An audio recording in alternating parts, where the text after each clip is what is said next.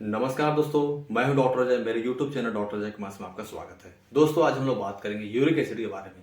इस वीडियो के माध्यम से यूरिक एसिड के कारण पे बात करूंगा, लक्षण पे बात करूंगा और होम्योपैथ में क्या इसके लिए बेहतरीन दवाइयां हैं उससे मैं बताऊंगा। तो दोस्तों, वीडियो में बने रहें। वीडियो के नीचे में एक लाल रंग का सब्सक्राइब बटन है, उसके बगल में एक बेल आइकन है, उसे जरूर दबा दें। जिससे ये फायदा होगा कि मेरे आने वाले नए वीडियो का नोटिफिकेशन आपको सबसे पहले मिलेगा। तो दोस्तों, सबसे पहले हम लोग बात करते हैं कि यूरिक एसिड होता क्या है। यूरिक एसिड कार्बनिक यौगिक है। अब दोस्तों, इसके अंदर क्या क्या मिला होता है? इसके अंदर मिला होता है कार्बन होता है, हाइड्रोजन रहता है, ऑक्सीजन होता है, नाइट्रोजन होता है। इसका फार्मूला, अगर के फार्मूला की बात की जाए, इसका फार्मूला क्या होता है? इसका फार्मूला होता है C5H4N4O3। अब दोस्तों, हम लोग बात करते हैं कि यूरिक एसिड बढ़ता कैसे है। जब बॉडी में प्रोटीन का मेटाबॉलिज्म डिस्टर्ब हो जाता है, जब बॉडी में प्रोटीन का मेटाबॉलिज्म जब डिस्टर्ब हो जाता है दोस्तों, तो ब्लड में क्या होता है कि यूरिक एसिड का लेवल क्या होता है कि बढ़ना चालू होता है। यूरिक एसिड का लेवल जब बढ़ना चालू करता है तो सोडियम यूरेट नामक साल्ट का निर्माण होता है। सोडियम यूरेट नामक साल्ट के जो क्रिस्टल होते हैं बॉडी में क्या होता है, सर्कुलेशन के माध्यम से घूमते रहते हैं और ये जाकर के क्या होते हैं, स्किन के नीचे, कार्टिलेज के नीचे, साइनोवियल मेम्ब्रेन के नीचे जाकर के डिपोजिट हो जाते हैं। जिस जगह पर क्या होता है, नोड का फॉर्मेशन एक हो जाता है, जिसे हम लोग टॉफाई करते हैं। अब बॉडी की जो प्रतिरोधक क्षमता जो है इस चीज को बर्दाश्त नहीं कर पाती है। बॉडी की जो प्रतिरोधक प्रणाली क्षमता जो है इस चीज को बर्दाश्त नहीं कर पाती है और उस जगह पर अटैक करती है। जब उस जगह पर अटैक करती है तो वहां की कोशिकाएं क्या होती है, क्षतिग्रस्त हो जाती है, डैमेज हो जाती है। जिससे कारण क्या होता है, वहां पर स्वेलिंग हो जाता है, इन्फ्लामेशन हो जाता है। और ये क्यों होता है? यूरिक एसिड के बढ़ने के कारण होता है।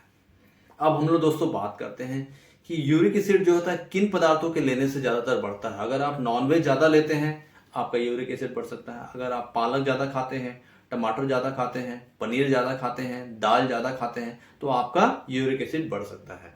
अब दोस्तों, हम लोग बात करते हैं कि होम्योपैथ की क्या बेहतरीन दवाइयां हैं।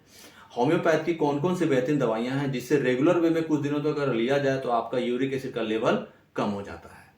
तो दोस्तों, वीडियो में दवाइयां के बारे में बताने से पहले एक चीज मैं बताना चाहूंगा कि दवाइयां सिर्फ आपकी नॉलेज के लिए है।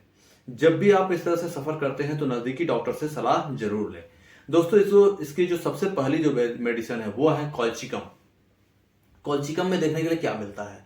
अगर छोटे वाले नोड में, यानी कि अगर ग्रेट टोज में या फिर थंब के नोड में अगर आपको लगता है मिडियल साइड में स्वेलिंग आ रहा है, टेंडरनेस है, थोड़ा दबा रहे हैं तो काफी वहां पर जोड़ों का पेन हो रहा है, मूवमेंट करते हैं पेन आता है, तो दोस्तों ऐसे कंडीशन में आपको कॉल्चिकम के बारे में सोचना है। कॉल्चिकम आपको 30 लेकर के आनी है पावर में। और कैसे लेना है? 2 बूंद सुबह, 2 बूंद दोपहर, 2 बूंद शाम। कंडीशन देखना है कि यूरिक एसिड का लेवल नॉर्मल लेवल से बड़ा होना चाहिए। अब दोस्तों, जो इसकी जो दूसरी बेहतरीन मेडिसिन है वो है ग्वाइकम।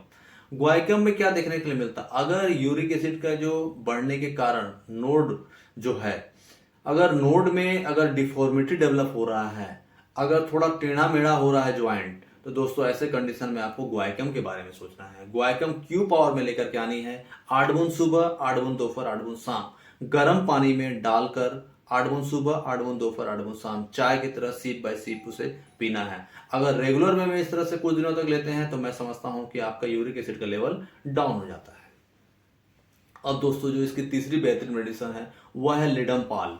लिडमपाल में देखने के लिए क्या मिलता है? अगर आपके एंकल में सूजन आ गया है, अगर एंकल का मूवमेंट करते हैं पेन होता है, अगर आपका दर्द जो है नीचे से ऊपर की ओर जाता है, अगर आप बर्फ से सेकाई करते हैं आराम होता है और गर्म चीजों से सेकाई करते हैं तो आपका दर्द बढ़ता है, तो दोस्तों ऐसे कंडीशन में आपको लिडमपाल लेकर के आना है। 30 पावर में लेकर के आनी है। 2 बूंद सुबह, 2 बूंद दोपहर, 2 बूंद शाम।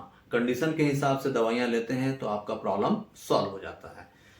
अब दोस्तों, हम लोग बात करते हैं चौथी और बेहतरीन दवा के बारे में, ब्रायनिया। अगर आपके छोटे छोटे ज्वाइंट्स में दर्द हो रहा है, अगर आपके छोटे छोटे ज्वाइंट में दर्द हो रहा है, मूवमेंट करते हैं दर्द बढ़ जाता है, रेस्ट में रहते हैं दर्द कम रहता है, मूवमेंट करते हैं दर्द बढ़ जाता है, रेस्ट में रहते हैं दर्द कम हो जाता है, छोटे छोटे स्मॉल ज्वाइंट्स में अगर आपको दर्द है तो दोस्तों ऐसे कंडीशन में आपको ब्रायनिया लेकर के आनी है। 30 पावर में लेकर के आनी है। 2 बूंद सुबह, 2 बूंद दोपहर, 2 बूंद शाम। कंडीशन के हिसाब से अगर आप दवाइयां लेते हैं तो आपके प्रॉब्लम सॉल्व हो जाते हैं। बशर्ते ध्यान देना है यूरिक एसिड का लेवल बढ़ा होना चाहिए।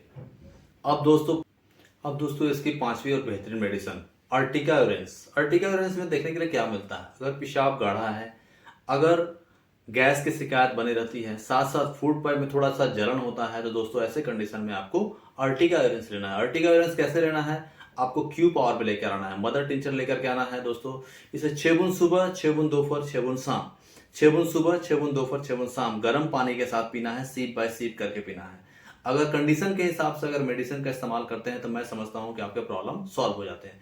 दोस्तों तो इस तरह का मैं हर समय नॉलेजेबल वीडियो आपके लिए लेकर आता रहता हूं। अगर आपको ये मेरा वीडियो अच्छा लगा है तो इसे लाइक करें, शेयर करें, सब्सक्राइब करें। दोस्तों इसी के साथ में जय हिंद, जय भारत।